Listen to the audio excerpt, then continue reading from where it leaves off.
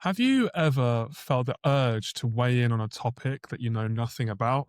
You get that quick dopamine hit of posting an opinion. You might regret it later, who knows? But in order to navigate this world of tons of opinions all the time, I'm going to introduce a concept that aims to treat the ideas that we put out in public like a bank account. It's called the idea budget. It's a working title, I suppose. I got this from Chris Williamson. He mentioned it. I can't remember the exact podcast. If anyone knows, please put it in the comments. But the idea of the idea budget is that our expertise is like a currency. So when we talk about a topic that we have expertise in, so for me, it might be design, creative strategy, sports principles, that kind of thing, we deposit into our account. We add tangible value to the overall public discourse. But when we talk about a topic that we know nothing about, when we have no expertise on it, we withdraw from that account. And this is like the overdraft of influence, right? And the goal is to build overall wealth, to maintain a positive balance and to keep driving it upwards, to maximize the ratio of expertise talk to speculative talk, right? When we prioritize our expertise, we can become a trusted source. So the work that we put out, whether it's like podcast or for me, design or like general creative output, that gains gravity and retention. That's gains in value. There's more weight to it. And this is about building a brand reputation that matters. But how do we reconcile this kind of conservative budgeting with the need to explore and learn new things? I think it's important that we should be able to play around with ideas. And I think the internet is actually a good forum in principle for this. The reward of building trust, therefore, is the permission to occasionally step outside of our lane of expertise, but only if we follow the rule of intellectual honesty, which I'm going to talk about now. Unfortunately, the internet has become a place where there's a lot of intellectual dishonesty. So, just to step back a little bit, we just established that the goal is to build wealth in our idea budget. It's to have a positive balance and to have that growing all the time. But every expert was once a novice. So, how do we responsibly play around with ideas without draining our credibility and without becoming something of like a charlatan where all we ever do is talk about ideas in which we have no experience? So, there are two gates for playing with ideas. The gate A is intellectual respect and honesty. We must be willing to admit that we're novices. We can't come across as the expert in something that we're a novice at. Okay. This requires a lot of humility, the willingness to be wrong and to change our mind when presented with new data. This is so vital.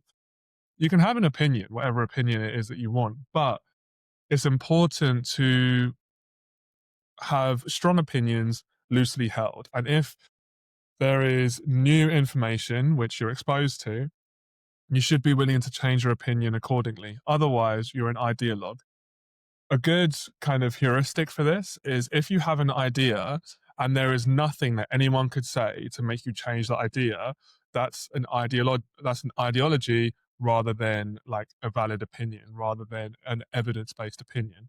For example, when it comes to sport, the team that you support, you can give all the evidence in the world. But at the end of the day, there is nothing that someone could say to make you change your team because it's an ideology. It's almost like a cult. It's just something that you believe and it's not rooted in any evidence, really. And that's fine. Like in the sporting world, that's fine because we accept that we have our rivalries and really no one is ascribed to any particular team or league or player for any genuine, tangible reason, really, most of the time. It's just because of, I don't know, your parents support a team or it's a local team or whatever it might be. But there's no empirical data to say, I should be supporting this team. You can support whoever you want. So, but when we're having like intellectual conversations and intellectual debates, we must be willing to change our mind when presented with new data. Otherwise, we have an ideology rather than an evidence based opinion. Gate B, the second requirement is that we need to have a safe space. The internet has become a signaling cesspit, a place where accounts seek to tear down others purely for social signaling. It's become a place where I'm only as good as my ability to tear other people down, which is a real shame. That we should have a bustling, vibrant, intellectual kind of economy on the internet where you can learn from different people. So, as creators, we must commit to creating a culture of learning, teaching, and growing together in our own spheres, whether that be in the comments, in the communities, and DMs, to provide that necessary safe space for people to learn. Otherwise, it becomes such a policed community that no one wants to say anything. And that's essentially the issue with cancel culture. You need to be able to play with ideas to learn that that idea may be misguided and to then develop and grow from. There was this Russian American novelist and philosopher, I hope I'm pronouncing her name right, Ayn Rand, alive from 1905 to 1982, who developed Objectivism, which is a philosophical system whose central tenets include reality existing independently of consciousness. Right? And I've spoken a little bit about that before, where reality is neutral and our consciousness interprets that reality to be positive, negative, good, bad, whatever it might be. And also, Rand had a philosophical system saying that humans gain knowledge through rationality or through reason, and that the proper moral purpose of life is the achievement of one's own happiness. So Rand had a lot of thoughts, and her relevance to this conversation, to this debate, is that her philosophy stresses the absolute necessity of rationality and intellectual commitment.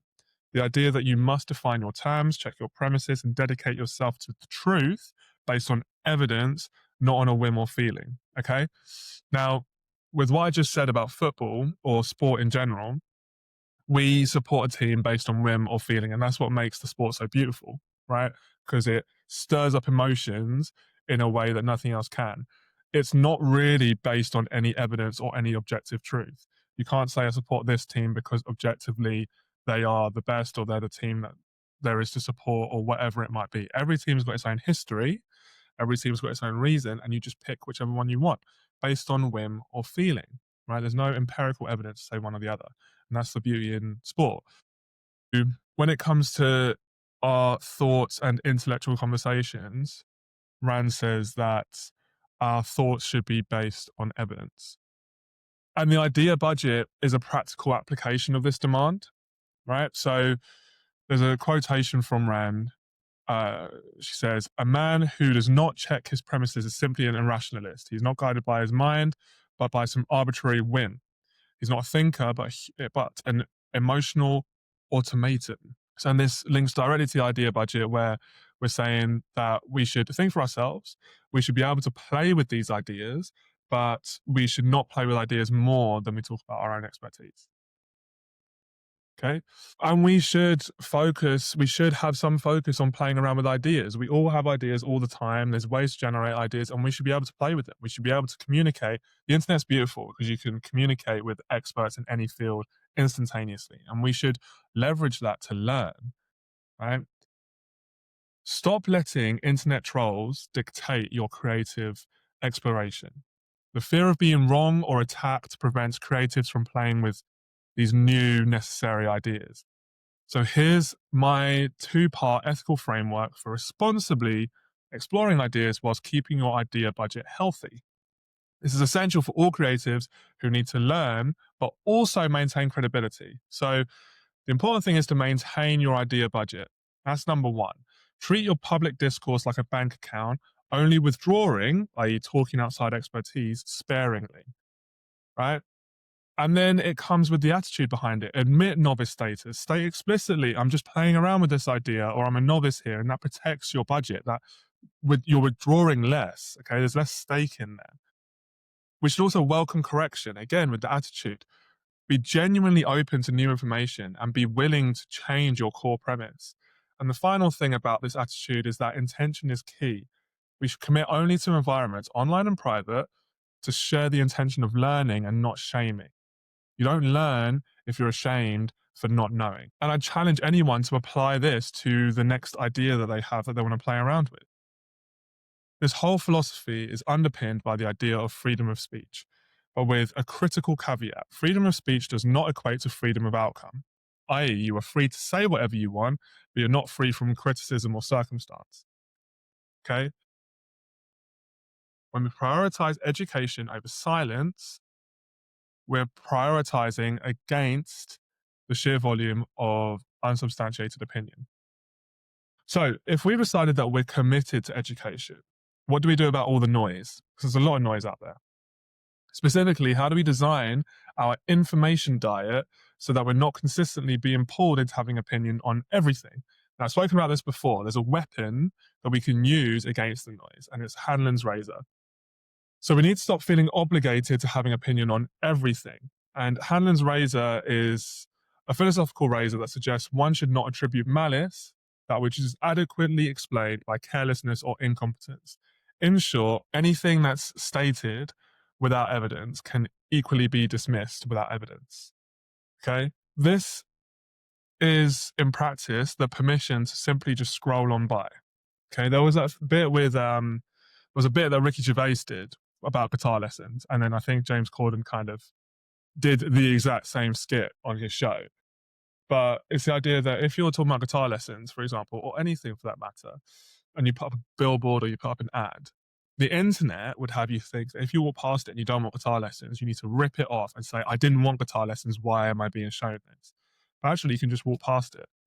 And interestingly, you can walk past it and never walk past that thing again by blocking, by muting, by doing all the things, saying not interested. You can do this with your information diet. You can just reject it entirely. And that's fine. You don't owe an answer to every baseless, unresearched hot take, but you also don't owe an answer to anything that you didn't want to see in the first place. So we can defend our idea budget by not engaging in low value transactions. It takes so much energy to engage with things that are completely baseless, and it withdraws from our budget, right? And we don't need to do that. We don't need to do that. 90% of negativity online is malice, so it's a need for attention. So the solution to this is not silence. It's not censoring these voices, but it's education and diagnosis. What is it that underpins the negativity? It could be childhood trauma. It could be signaling. It could be some underlying belief. It's not necessarily our responsibility to police the internet in general and to educate anyone and everyone. First of all, from a practicality point of view, it would be a full-time job for tons of different people. It's essentially a company's job. But also, then who are we to say that we know everything? And that's the problem. I think it's a lot better to phrase things as, I've been seeing a lot of this online, here's my take, coming with this expertise. Okay, you can use the story framework. The story framework is literally you state the problem, you state the promise, you state your credibility, and then you deliver on that credibility and on that promise. If you use that framework, then it's difficult to argue with you. And the credibility doesn't even need to be your experience. It can just be, listen, I've studied, if it's about history, for example, I've got 2 masters in history. So I kind of have a bit of skin in the game in this. It can be anything. But I also think it's important to come at all of this with a bit of humility and to not police anything and everything, because then we're coming from the position of knowing anything and everything, which no one has. I don't care who you are. But for me, as a designer, as creative professionals in general, our ultimate commitment must be to be equally open to changing our minds with new information as much as we desire to express ourselves and our thoughts, as much as we want to tell our story and to tell stories in general, as much as we want to play around with ideas, we need to be equally willing to change these ideas with new information. And that's in general with everyone. If you're so willing to put your idea out there, you should be equally willing to change your opinion with new information. And this is the difference between a dogmatic ideologue and an iterative, intentional creator, which I think we should all be striving to be. Your work, whether it be in your career, in private life, should reflect this mindset, continuous improvement based on new data.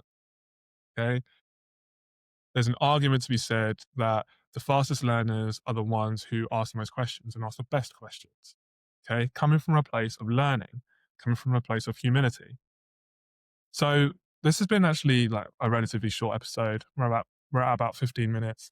But the closing thought for this is it's important to manage our idea budget, put out more than we receive, give more than we receive, commit to intellectual honesty, reserve our currency, reserve our budget for where it matters most, which is delivering maximum value through our own expertise. So, the question that I have to all you lovely people listening, and if you enjoyed this, please like it, please subscribe, please follow, and please share it. If you got something out of it, share it with someone who you think would get something out of it as well. My final question to you is how are you going to audit your own idea budget this week, this month, going into 2026? Where can you stop withdrawing and start depositing instead? Where is it that you can give your own expertise? Everyone has expertise. Everyone does. Everyone has value to give. And where is it that you can give your value? As I said, thank you so much for listening to this episode. I really appreciate all my listeners. And I will see you all on the next one.